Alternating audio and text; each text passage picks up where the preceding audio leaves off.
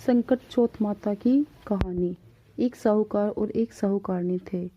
वह धर्म पुण्य को नहीं मानते थे, जिसके कारण उनके कोई संतान नहीं थी। वह एक दिन पड़ोसन के घर गई और तब साहूकारनी उसके पास जाकर कहा कि तुम क्या कर रही हो।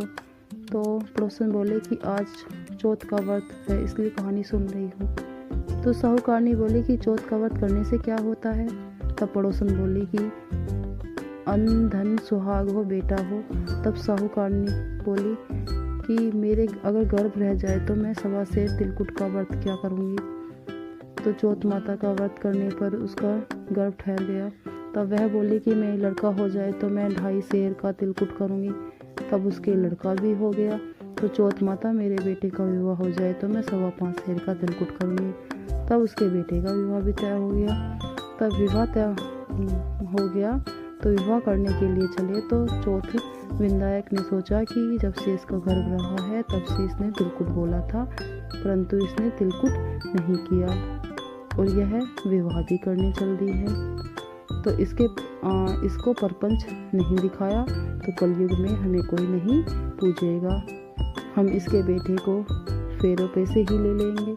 तब उसके 3 फेरे हुए और चौथे फेरे पर चौथ माता घर जाती हुई आई और उसको उठाकर पीपल के पेड़ पर बिठा दिया। हाहाकार मच जाने पर उसे चारों तरफ ढूंढा, परंतु वह नहीं मिला। और लड़कियां गंगौर पूजने के लिए जब गांव के बाहर दूब लेने जाती तब वह कहता कि आ मेरी अर्धव्याही। यह बात सुनकर लड़की सूख कर कांटा हो गई। तो लड़की की माँ बोली, तुझे मैं अच्छा खिलाती हूँ, तुझे अच्छा पहनाती हूँ, फिर भी तू सूख कर कांटा होता जा रही है।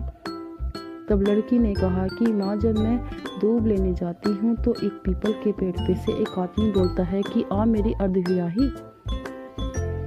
उसने मेहंदी लगा रखी है, सेहरा बांध रखा है और उसकी माँ ने उठकर देखा तो बोला कि यह तो मेरा जमाई है। तब उसकी माँ अपने जमाई से बोली कि यहाँ क्यों बैठा है, मेरी बेटी तो अर्धव्याही कर दी है, अब क्या लेगा।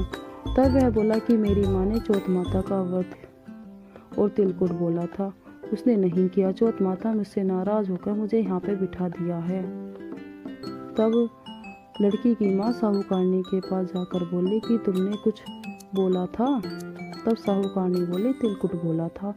फिर साहूकारनी बोली कि अगर मेरा बेटा आ जाए तो मैं 2.5 मन तिलकुट करूँगी। चौथ माता राजी हो गई। उसके बेटे को फेरों पे लिवा लाई और बेटे का विवाह हो गया।